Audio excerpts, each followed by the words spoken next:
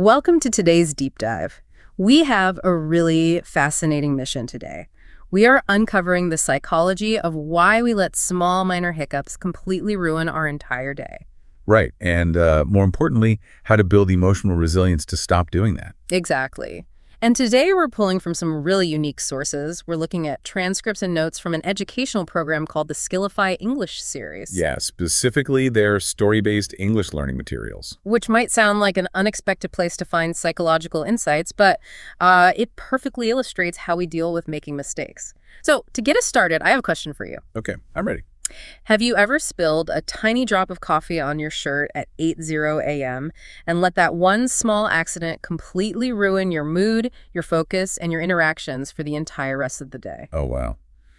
Yes. I mean, we have this strange habit of letting one minor setback dictate the story of our whole week. Okay, let's unpack this. Because objectively speaking, it is completely irrational. It really is. Why does a single drop of coffee or, maybe a passive-aggressive email right when you wake up suddenly possess the power to hijack the next 12 hours? It feels like an overreaction, right? Totally. A coffee stain isn't a life-threatening emergency, yet our bodies and minds react as if we're under attack. Yeah, and to understand why we do this, we really have to look past the coffee itself, and look at the underlying neurology. Okay, the brain science. Right. It comes down to a cognitive distortion. And for our word tour today, the technical term is overgeneralization. Overgeneralization. Exactly. That's the specific term for what your brain is doing when that drop hits your shirt. Overgeneralization happens when we take a single, isolated negative event and we project it onto everything else in our lives. So we take the one bad thing and just use it as a giant brush to paint the whole day black. Precisely. And it happens because our brains are fundamentally wired with a negativity bias. Right? Like an evolutionary thing. Exactly. From an evolutionary standpoint, your ancestors survived by hyper-focusing on threats. If they heard a rustle in the bushes, the brain that overgeneralized and assumed, that as a tiger, everything is dangerous, run. That's the brain that lived. Right. The one that survived. But today, there are very few tigers hiding in our daily routines. Thankfully. But the brain's alarm system, the amygdala, it hasn't really updated its software. So when you spill the coffee or you stumble over your words in a meeting, your amygdala fires up, bypasses your logical brain, and just screams, threat. And that's when we completely lose our perspective. Yes. I want to pause on that word, actually, because perspective is another big one for our word tour. Perspective is essentially our ability to see things in their true, objective relation to one another. It's the big picture. Right. So when the amygdala takes over and we overgeneralize, we lose that perspective. A stain isn't just a stain anymore. No, it becomes definitive proof. Proof that the universe is out to get you. Proof that you're just inherently clumsy, that the entire day is cursed. You lose the ability to see a minor inconvenience for what it actually is. Exactly. I mean, I get the evolutionary biology behind it, but it still feels so disproportionate. And there's this metaphor in the Skillify English notes that illustrates this perfectly. They call it the broken light scenario. Oh, I love this one. Yeah, it's so good. Imagine your life is a massive, beautifully furnished house with a dozen different rooms. Okay. You've got a work room, a family room, a fitness room, a hobby room, maybe a room dedicated to learning a new language. Now, say a single light bulb burns out in the workroom. Just one bulb. In one room. Right, just one. What would a logical person do? You'd either unscrew the bulb and replace it, or, if you didn't have a spare, you'd say, well, the workroom is dark today. I'll go spend time in the family room or the fitness room. Which makes perfect sense. But that is not what we do. Not at all. Because we lose our perspective, we do something completely irrational. The light goes out in the workroom, and instead of just dealing with that one dark room, we panic. We totally panic. We run out into the main hallway, we lock the doors to all the other perfectly well-lit rooms in the house, and we sit on the floor in the dark hallway. It's so tragic but true. We tell ourselves, well, work was stressful today, so I'm not going to exercise. I'm not going to talk to my spouse. I'm not going to practice my English. I'm just going to sit in this darkness. We actively invite the darkness from one room to just flood our entire life. Which, when you say it out loud like that, sounds like utter madness. I mean, if a friend told you they did that, you'd think they were losing their mind. Right. Yet we do this to ourselves constantly. It really speaks to this all-or-nothing trap that the source text highlights. The all-or-nothing trap is so dangerous. It is. It's like If things aren't 100% pristine and perfect, we decide they're worth 0. The materials point out how we essentially throw the whole bicycle in the trash just because we get a flat tire. That's exactly it. And this brings up an important distinction for our vocabulary tour. A flat tire is a setback. A setback, right. A setback is just a minor bump in the road. It slows your progress down temporarily. But it is not an explosion. It's not a total disaster. Exactly. But when we strip away our perspective, we elevate a simple setback to the level of a full-blown catastrophe. And what's fascinating here is how often we disguise this behavior as having high standards. Yes. We trick ourselves into thinking this all-or-nothing mindset is actually a virtue, like we're just being disciplined. Oh, absolutely. This is where the desire for perfection morphs into pure self-sabotage.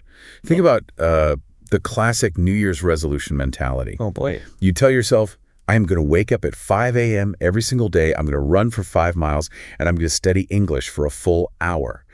You set this rigid, towering expectation. And it feels great on Sunday evening when you're setting the alarm. It does. You feel so motivated. But then Tuesday morning arrives.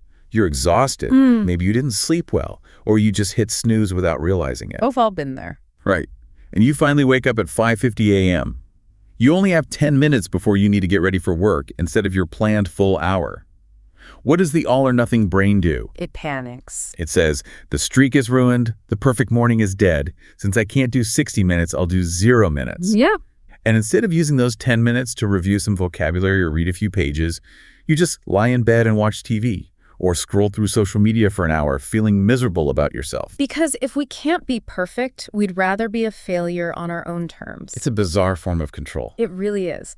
And because we fall into that trap, we end up carrying the negative emotion of that minor setback with us everywhere we go, which connects to another concept from these language learning materials that I absolutely love, the idea of the wet jacket. That analogy is incredibly vivid. It's brilliant. Let's say you're walking to the office on a Tuesday morning and you get caught in a sudden downpour. It's a total fluke, but your jacket gets completely soaked, cold, and muddy. Ugh, the worst feeling. Right. Now, normal human behavior dictates that when you get inside the warm office building, you take the wet jacket off, you hang it up to dry. Of course. But the overgeneralizing brain does the opposite.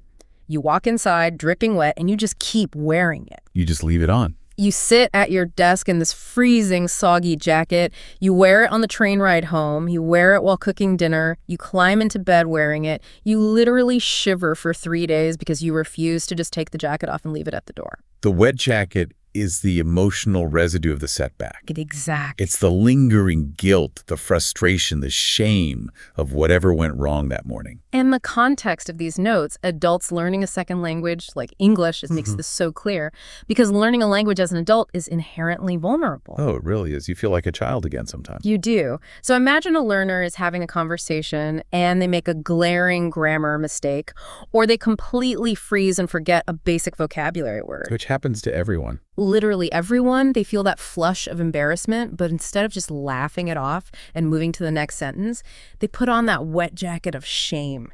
Yeah. They wear it all week, telling themselves, my English is terrible, I'm never going to get this, everyone thinks I'm stupid. This raises an important question, though.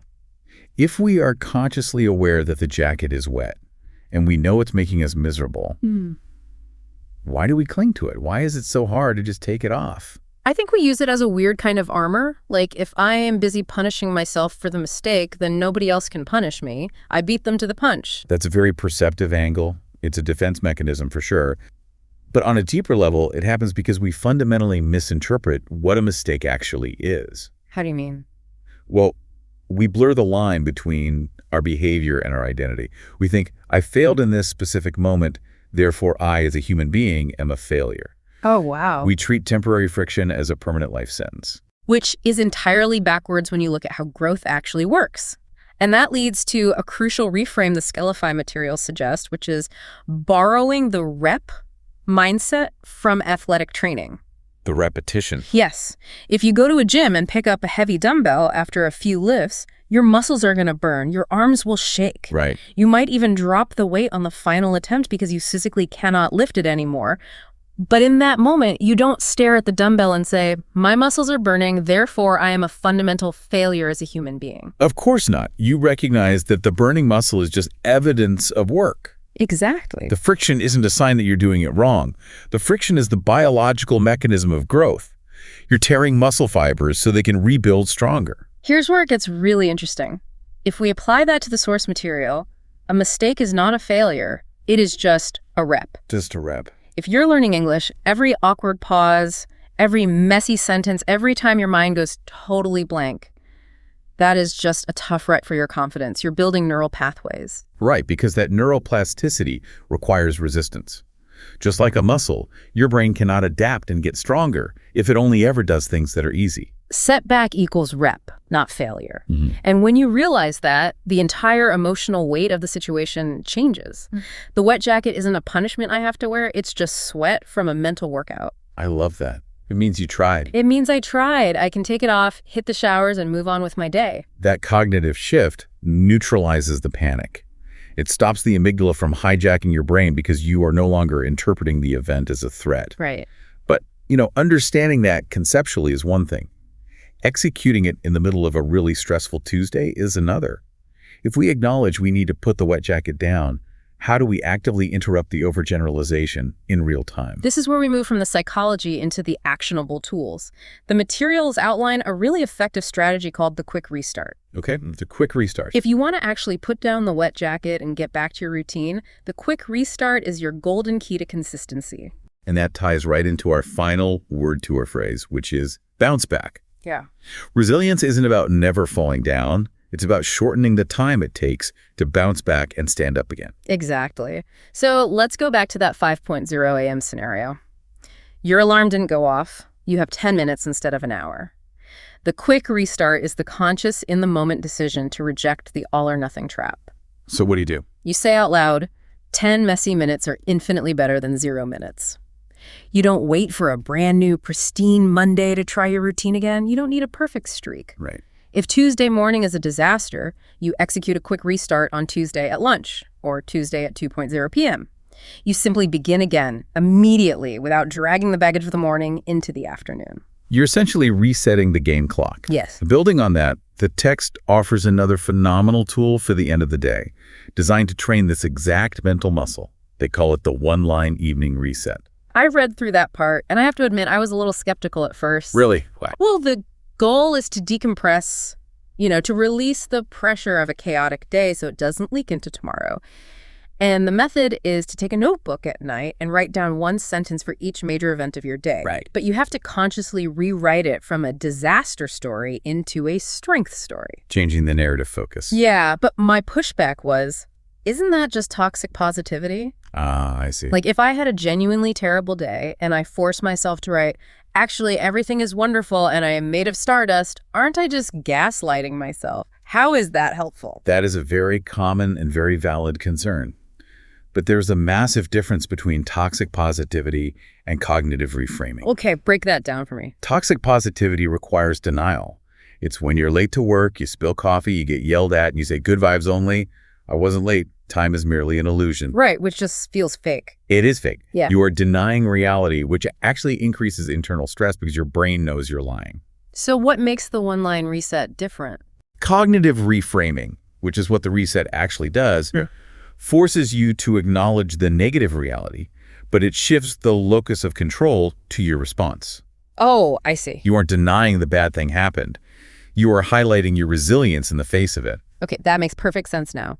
Let me actually read the specific examples from the notes because this really clicked for me when I saw them. Go for it. The default overgeneralized story we usually tell ourselves is, I woke up late, my computer crashed during the presentation, I look like an idiot, and today was a total waste. That's the victim narrative, Yeah. the disaster story. Now look at how the one-line reset changes the framing while keeping the facts exactly the same. Okay, here are the examples from the text. Yeah. Scene 1.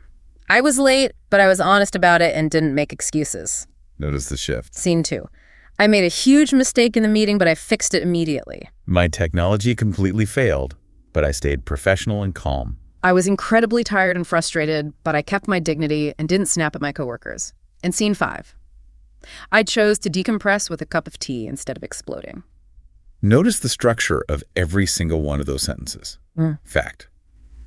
A bad thing happened. Pivot. But here is how I handled it. Yeah. The reality of the day hasn't changed one bit. The tech still failed. The coffee still spilled.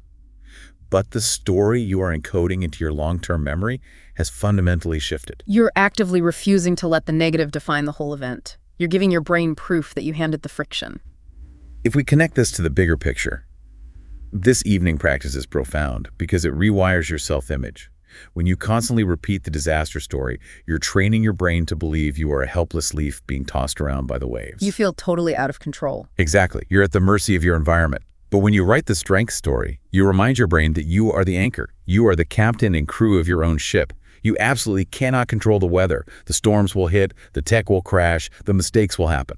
But you always control how you sail. Yes. That shifts the goalpost in such a healthy way. Yeah. It takes the focus off achieving some impossible standard of flawless perfection and puts the focus entirely on your recovery. Right. Like, did I bounce back? Did I execute a quick restart? Did I process the setback without projecting my stress onto everyone around me? Exactly. And over time, by tracking those specific victories, like I was tired, but I kept my dignity, you build a mental bank account of evidence. You prove to yourself that you are a resilient person. So it gets easier over time. Much easier.